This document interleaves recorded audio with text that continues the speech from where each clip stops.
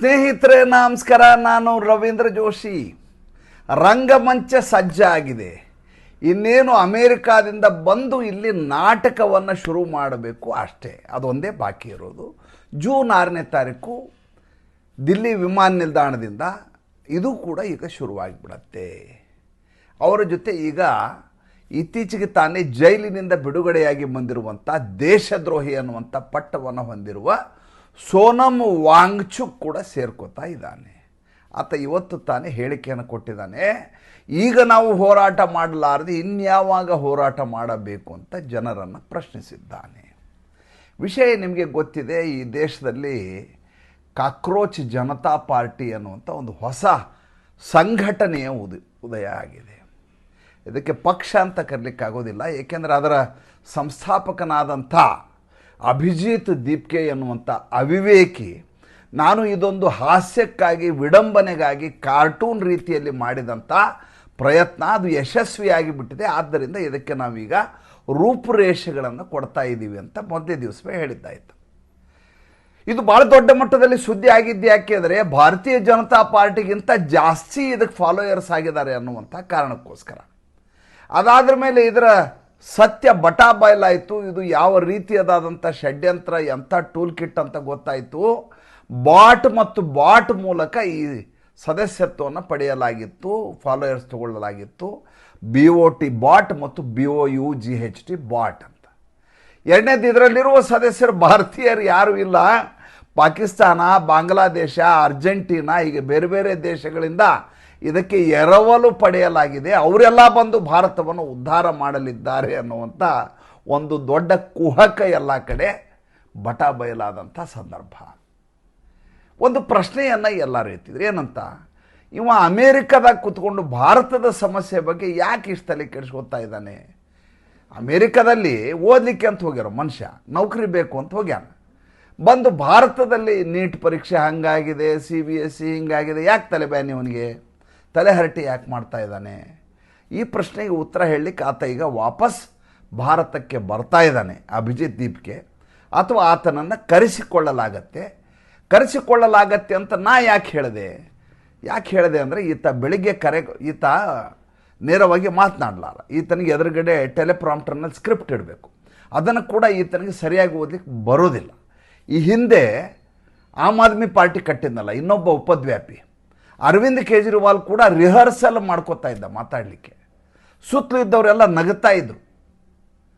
ಆ ವಿಡಿಯೋಗಳು ಎಲ್ಲ ಕಡೆ ಈಗಲೂ ವೈರಲ್ ಆಗ್ತಾ ಇದ್ದಾವೆ. ಹೇಗೆ ಅರವಿಂದ್ ಕೇಜ್ರಿವಾಲ್ ದೇಶವನ್ನು ಉದ್ದೇಶಿಸಿ ಅಥವಾ ಮತದಾರರನ್ನು ಉದ್ದೇಶಿಸಿ ಭಾಷಣ ಮಾಡಬೇಕು ಅಂತ ಹೇಗೆ ರೆಕಾರ್ಡಿಂಗ್ ಮಾಡ್ತಾ ಇದ್ದ ಅನ್ನುವಂಥ ವಿಡಿಯೋ ಎಲ್ಲ ಕಡೆ ನಿಮಗೆ ಲಭ್ಯ ಆಗತ್ತೆ.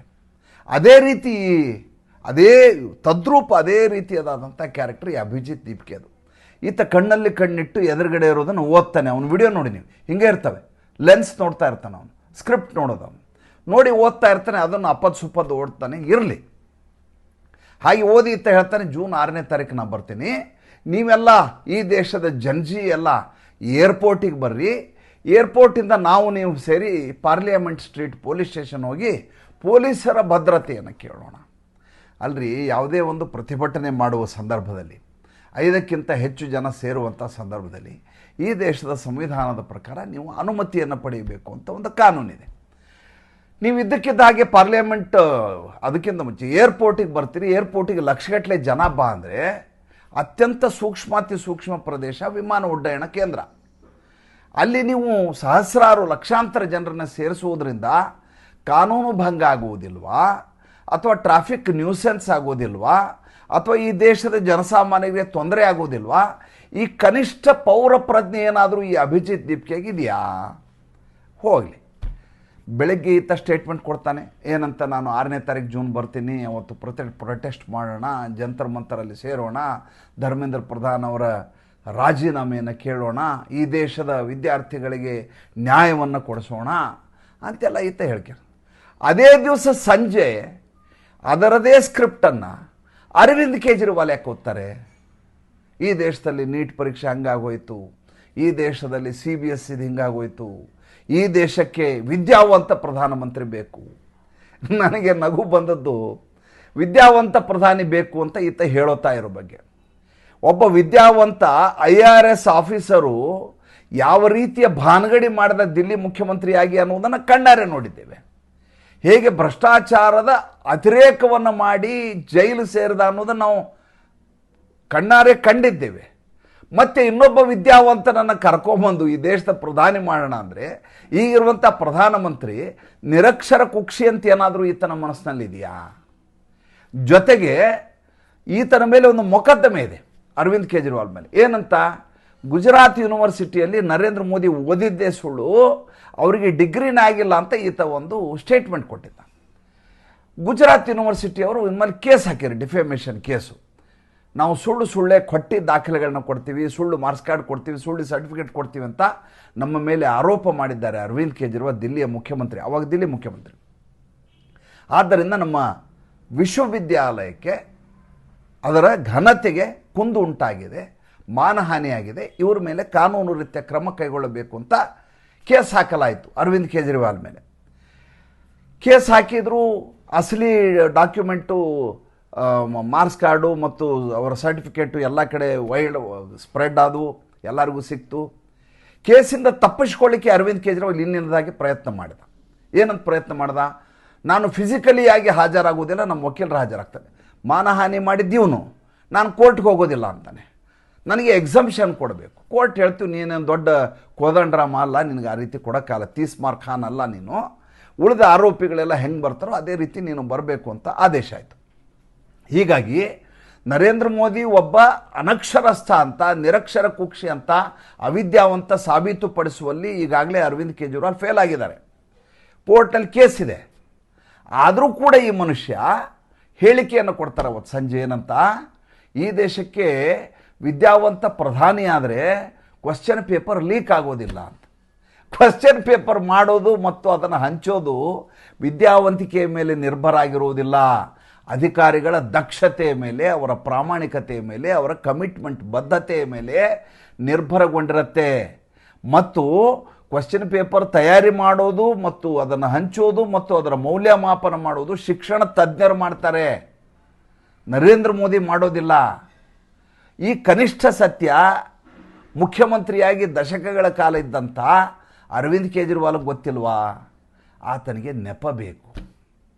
ಮಜಾ ನೋಡಿ, ಇಲ್ಲಿ ಇಬ್ಬರಿದ್ದಾರೆ. ಒಬ್ಬ ಸೋನಮ್ ವಾಂಗ್ಚುಕ್, ರಾಷ್ಟ್ರದ್ರೋಹಿ ಆರೋಪದ ಮೇಲೆ ಜೈಲಲ್ಲಿದ್ದ ಮನುಷ್ಯ, ತನ್ನನ್ನು ತಾನು ಕ್ಲೈಮೇಟ್ ಎಕ್ಸ್ಪರ್ಟ್ ಅಂತ ಕರ್ಕೋತಾನಂತ. ಆತನಿಗೂ ಮೆಗಾಸೆಸೆ ಅವಾರ್ಡ್ ಬಂದಿದೆ. ಈ ಕಡೆ ಅರವಿಂದ್ ಕೇಜ್ರಿವಾಲ್, ಈತನೂ ಕೂಡ ಭ್ರಷ್ಟಾಚಾರದಲ್ಲಿ ಭ್ರಷ್ಟಾಚಾರ ಮಾಡಿ ಜೈಲಿಗೆ ಹೋಗಿ ಮನುಷ್ಯ, ಈತನಿಗೂ ಮೆಗಾಸೆಸೆ ಅವಾರ್ಡ್ ಬಂದಿದೆ. ಇವರು ವಿದೇಶಿ ಏನು ಓಪನ್ ಸೊಸೈಟಿ ಇದೆ ಅದರ ಸೂತ್ರದ ಬೊಂಬೆಗಳು. ಅದನ್ನು ಇಟ್ಟುಕೊಂಡು ಭಾರತದಲ್ಲಿ ಹೇಗಾದರೂ ಮಾಡಿ ಡಿಸ್ಟರ್ಬ್ ಮಾಡಬೇಕು ಅನ್ನುವಂಥ, ಅರಾಜಕತೆಯನ್ನು ಸೃಷ್ಟಿ ಮಾಡಬೇಕು ಅನ್ನುವಂಥ ಕಾದು ಕೂತಿರುವಂಥ ಎರಡು ರಣಹದ್ದುಗಳು. ಅವರಿಗೆ ಈ ಅಭಿಜಿತ್ ದೀಪ್ಕೆ ಅನ್ನುವಂಥ ಇನ್ನೊಬ್ಬ ಸೂತ್ರಧಾರ ಸಿಗ್ತಾನೆ. ಅಭಿಜಿತ್ ದೀಪ್ಕೆ ಯಾರು? ಈತ ಅರವಿಂದ್ ಕೇಜ್ರಿವಾಲ್ ಹತ್ರ PR ಕೆಲಸ ಮಾಡ್ಕೊಂಡಿದ್ದಂಥ ಮನುಷ್ಯ, ಸೋಷಿಯಲ್ ಮೀಡಿಯಾ ಹ್ಯಾಂಡಲ್ ಮಾಡ್ತಾ ಇದ್ದಂಥ ಮನುಷ್ಯ. ಈತ ಆಡಳಿತಗಾರ ಅಲ್ಲ, ಈ ದೇಶದ ಹೋರಾಟಗಾರ ಅಲ್ಲ, ಎಲ್ಲಿಯೂ ಬಂಟಿಂಗ್ ಕಟ್ಟಿಲ್ಲ, ಎಲ್ಲಿಯೂ ಅಭಿಯಾನ ನಡೆಸಿಲ್ಲ. ಈತನಿಗಿರುವ ಕ್ಯಾಲಿಬರ್ ಏನಂದರೆ ಇನ್ಸ್ಟಾಗ್ರಾಮಲ್ಲಿ ಹೇಗೆ ಫಾಲೋವರ್ಸ್ನ ತೊಗೋಬೋದು, ಹೇಗೆ ಫೇಸ್ಬುಕ್ಕಲ್ಲಿ ವೈರಲ್ ಮಾಡ್ಬೋದು ಅನ್ನೋದು ಮಾತ್ರ ಈತನಿಗೆ ಗೊತ್ತಿರೋದು. ಅದನ್ನು ಇಟ್ಕೊಂಡು ಈತ CJP ಅಂತ ಮಾಡ್ತಾನೆ, ಕಾಕ್ರೋಚ್ ಜನತಾ ಪಾರ್ಟಿ ಅಂತ. ಆ ಪಾರ್ಟಿ ಮಾಡಿದ 24 ಗಂಟೆ ಒಳಗಡೆ ಯಾವ ರೀತಿ ಬೆತ್ತಲಾಗ್ತಾನೆ ಈ ಮನುಷ್ಯ ಅಂದರೆ, ಇಡೀ ಪಾರ್ಟಿಯಲ್ಲಿರುವ ಫಾಲೋಯರ್ಗಳೇ ಸುಳ್ಳು ಅನ್ನೋದನ್ನು ರಿಪಬ್ಲಿಕ್ ಟಿವಿಯಿಂದ ಹಿಡಿದು ಎಲ್ಲ ಚಾನಲ್ಗಳವರು ಈತನನ್ನು ಸಂಪೂರ್ಣವಾಗಿ ಬೆತ್ತಲಗೊಳಿಸ್ತಾರೆ. ಅದಾದಮೇಲೆ ಸ್ವಲ್ಪ ದಿವಸ ಸುಮ್ಮನೆ ಇರ್ತಾನೆ. ಇದ್ದಕ್ಕಿದ್ದ ಹಾಗೆ ಮೇಲ್ಗಡೆಯಿಂದ ಈತನಿಗೆ ಮತ್ತೊಂದು ಯಾವುದೋ ಆರ್ಡರ್ ಆಗುತ್ತೆ, ನೀನು ಇಂಡಿಯಾಗೆ ಹೋಗಿಬಿಡು, ನಿನಗೆ ಎಷ್ಟು ಬೇಕಷ್ಟು ದುಡ್ಡು ಕೊಡ್ತೀವಿ, ಅಲ್ಲಿ ಹೋಗಿ ಗಲಾಟೆ ಮಾಡು. ಯಾಕೆ ಗಲಾಟೆ ಮಾಡಬೇಕು? ಯಾಕೆಂದರೆ ಇನ್ನೇ 5 ತಿಂಗಳ ಒಳಗಾಗಿ, ಒಂದು ಫೆಬ್ರವರಿ ಮೇ, ಈಗ ಡಿಸೆಂಬರ್ಗೆ 6 ತಿಂಗಳು, ಮುಂದೆ 2 ತಿಂಗಳು, 7-8 ತಿಂಗಳ ಒಳಗಾಗಿ 5 ರಾಜ್ಯಗಳ ಚುನಾವಣೆ ಇದೆ. ಆ 5 ರಾಜ್ಯಗಳ ಚುನಾವಣೆಯಲ್ಲಿ 2 ಪ್ರಮುಖವಾದ ರಾಜ್ಯಗಳಿದ್ದಾವೆ. ಒಂದು ಉತ್ತರ ಪ್ರದೇಶ, ಅತ್ಯಂತ ಪ್ರಮುಖವಾದಂಥದ್ದು, ಈ ದೇಶದ ಚುಕ್ಕಾಣಿ ಅಂತ ಇರುವಂಥದ್ದು, ಈ ದೇಶದ GDPಯಲ್ಲಿ 2ನೇ ಸ್ಥಾನದಲ್ಲಿ ಆದಾಯ ಕೊಡ್ತಾ ಇರುವಂಥದ್ದು. GDPನಲ್ಲಿ 2nd ಪ್ಲೇಸ್ ಉತ್ತರ ಪ್ರದೇಶಕ್ಕೆ. ಯಾವ ಮಟ್ಟಿಗೆ ಬೆಳೆದಿದೆ ನೋಡಿ ಅದು. ಒಂದು. 2ನೇದು ಪಂಜಾಬದಲ್ಲಿದೆ. ಪಂಜಾಬದಲ್ಲಿ ಈಗಾಗಲೇ ಹೆಸರು ಕೆಡಿಸ್ಕೊಂಡಿದ್ದಾರೆ ಅರವಿಂದ್ ಕೇಜ್ರಿವಾಲ್. ಅರವಿಂದ್ ಕೇಜ್ರಿವಾಲ್ ಮತ್ತೆ ವಾಪಸ್ ಅಲ್ಲಿ ಬರಬೇಕು ಅಂದರೆ ಭಾರತೀಯ ಜನತಾ ಪಾರ್ಟಿ ಮುಖದ ಮೇಲೆ ಕೆಸರೆರಚಬೇಕು. ಕೆಸರೆರಚಬೇಕು ಅಂದರೆ ಅಭಿಜಿತ್ ದೀಪ್ಗೆ ಥರದವ್ರು ಬೇಕು. ಹೇಗೆ ಕಳೆದ ಬಾರಿ ಫಾರ್ಮರ್ಸ್ ಫೈಟ್ ಅಂಥೇಳಿ, ಪ್ರೊಟೆಸ್ಟ್ ಅಂಥೇಳಿ ಶುರು ಮಾಡಿ ತಿಂಗಳುಗಟ್ಟಲೆ ಹೋಗಿ ಸಿಂಗು ಬಾರ್ಡರ್ಲಿ ಕೂತ್ಕೊಂಡು ಗಲಾಟೆ ಮಾಡಿದರು, ಅದೇ ರೀತಿ ಈ ಬಾರಿ ದಿಲ್ಲಿಯ ಮಧ್ಯಭಾಗದಲ್ಲಿ ಕೂತ್ಕೊಂಡು ಪಾರ್ಲಿಮೆಂಟ್ ಸ್ಟ್ರೀಟ್ ಪೊಲೀಸ್ ಸ್ಟೇಷನ್ಗೆ ಹೋಗಿ ಅಲ್ಲಿ ಗಲಾಟೆಯನ್ನು ಶುರು ಮಾಡಿ ಲಾಠಿ ಚಾರ್ಜ್ ಆಗುವ ಹಾಗೆ ಮಾಡಿ ಈ ಹೋರಾಟವನ್ನು ಜಂತರ್ ಮಂತರ್ಗೆ ಶಿಫ್ಟ್ ಮಾಡಿ ಇದನ್ನು ದೇಶಾದ್ಯಂತ ಜಂಜಿ ಹೋರಾಟ ಅಂತ ಮಾಡಿ ಗೃಹಯುದ್ಧ ಆಗುವ ಹಾಗೆ ಮಾಡಿ ನರೇಂದ್ರ ಮೋದಿಯವರು ವರ್ಚಸ್ಸಿಗೆ ಕುಂದು ತರಬೇಕು ಅನ್ನುವಂಥ ನೇರವಾದಂಥ ಒಂದು ದೊಡ್ಡದಾದಂಥ ಟೂಲ್ ಕಿಟ್ ಇದು. ಹಾಗಾದರೆ ನೀಟು ಲೀಕ್ ಆಗಿದ್ದು ಸುಳ್ಳ? ನಿಜ. CBS ಆಗಿದ್ದು ಸುಳ್ಳ? ನಿಜ. ಇದಕ್ಕೇನು ಮಾಡಬೇಕು? ಇದಕ್ಕೆ ಮೊದಲನೇದಾಗಿ ಈ ರೀತಿ ಆಗಲಾರದ ಹಾಗೆ ಏನು ಮಾಡಬೇಕು, ಆ ನಟ್ಟು ಬೋಲ್ಟು ಟೈಟ್ ಮಾಡೋ ಕೆಲಸವನ್ನು ನರೇಂದ್ರ ಮೋದಿ ಅಮಿತ್ ಶಾ ಮಾಡಬೇಕು. ನರೇಂದ್ರ ಮೋದಿ ಅಮಿತ್ ಶಾ ಶುದ್ಧ ಹಸ್ತರು ಅಂತ ಯಾರೂ ಪ್ರಶ್ನೆ ಮಾಡುವ ಹಾಗೇ ಇಲ್ಲ ಅವ್ರ ಬಗ್ಗೆ. ಆ ರೀತಿಯದಾದಂಥ ನಿಸ್ಪೃಹವಾದಂಥ ಸೇವೆ ಅವ್ರದ್ದು. ಇಡೀ ಜೀವನದಲ್ಲಿ ಅಮಿತ್ ಶಾ ಆಗಲಿ ನರೇಂದ್ರ ಮೋದಿ ಆಗಲಿ ಒಂದೇ ಒಂದು ಕಪ್ಪು ಚುಕ್ಕಿಯನ್ನು ಇಟ್ಕೊಂಡಿಲ್ಲ. ಇನ್ನು ಧರ್ಮೇಂದ್ರ ಪ್ರಧಾನ್ ಈಗಾಗಲೇ ಎಳೆದಾಡೆ ಆಗಿದೆ. ಈತನಿಗೆ ಎಷ್ಟು ಬೇಕೋ ಅಷ್ಟು ಅವಮಾನ ಮಾಡಿ ಆಗಿದೆ. ಈಗ 15-16ನೇ ತಾರೀಕು ಆಗುವಂಥ ಕ್ಯಾಬಿನೆಟ್ ರೀಶಫಲಲ್ಲಿ ಆತನನ್ನು ಕಿತ್ತು ಬಿಸಾಕಲಾಗ್ತಾ ಇದೆ. ಒಂದು ವೇಳೆ ಆತನನ್ನು ತೆಗೆದು ಬಿಟ್ಟರೆ ನಮ್ಮ ಹೋರಾಟದಿಂದಾಗಿ ಧರ್ಮೇಂದ್ರ ಪ್ರಧಾನ್ ತನ್ನ ಸ್ಥಾನದಿಂದ ವಂಚಿತನಾದಂಥ ತಾವು ಬೆನ್ನನ್ನು ತಟ್ಟುಕೊಳ್ಳೋ ಕೆಲಸವನ್ನು ಅರವಿಂದ್ ಕೇಜ್ರಿವಾಲ್ ಮತ್ತು ಈ ಅಭಿಜಿತ್ ದೀಪ್ಗೆ ಮಾಡೋದು. ಎರಡನೇದು, ಈ ಹೋರಾಟವನ್ನು ಮುಂದುವರೆಸ್ತಾ ಚುನಾವಣೆಗೆ ಲಾಭ ಆಗುವ ರೀತಿಯಲ್ಲಿ ನೋಡ್ಕೊಳ್ಳೋದು. ಯಾಕಂದರೆ ಹಿಂದೆ ಸಲೀಮ್ ಯಾದವ್ ಒಂದು ಮಾತು ಹೇಳಿದ್ದ. ಕಳೆದ ಬಾರಿ ಫಾರ್ಮರ್ಸ್ ಪ್ರೊಟೆಸ್ಟ್ ಆದ ಸಂದರ್ಭದಲ್ಲಿ ಒಂದು ಸಂದರ್ಶನ ಮಾಡಿದೆ. ಮುಗಿದ ಮೇಲೆ ನಾನು ಒಳ್ಳೆ ಪಿಚ್ಚನ್ನು ತಯಾರಿ ಮಾಡಿ ಕೊಟ್ಟಿದ್ದೆ, ಫಾರ್ಮರ್ಸ್ ಪ್ರೊಟೆಸ್ಟ್ ಮೂಲಕ ಕಾಂಗ್ರೆಸ್ನವರು ಬಳಸಿಕೊಳ್ಳುವುದರಲ್ಲಿ ವಿಫಲರಾದರು ಅಂತ ಉತ್ತರ ಪ್ರದೇಶ ಚುನಾವಣೆಯ ಬಗ್ಗೆ ಹೇಳಿದ್ದ ಸಲೀಮ್ ಯಾದವ್. ಅಂದರೆ ಇವರು ಚುನಾವಣೆಗೆ ಪಿಚ್ ತಯಾರು ಮಾಡೋರು. ಆ ಪಿಚ್ಗೆ ಬಲಿಪಶು ಯಾರು?